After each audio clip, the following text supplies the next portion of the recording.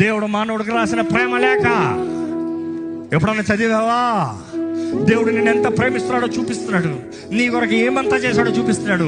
నీ కొరకు ఏమంతా సిద్ధపరిచాడో చూపిస్తున్నాడు. నీ కొరకు ఆయన ప్రాణం పెట్టాడని చూపిస్తున్నాడు. ఎప్పుడన్నా చదివావా? నిజంగా దేవుని ప్రేమిస్తున్నాడు చదవండి. ఈరోజు నిర్ణయం చేయండి, వాక్యం చదవండి. లోకానికి నో, దేవునికి ఎస్. నా ప్రజలు ఎరగక నేను నశించిపోతున్నారు, తెలివి లేక నశించిపోతున్నారు.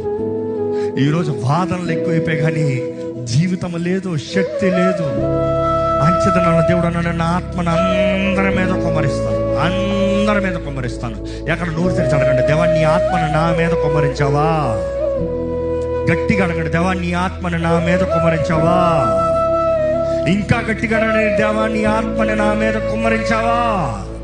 దేవా ఎవరైతే అడుగుతున్నారో వారి మీద నీ పరిశుద్ధాత్మని కుమ్మరించమని పెడుకుంటాను ప్రభా.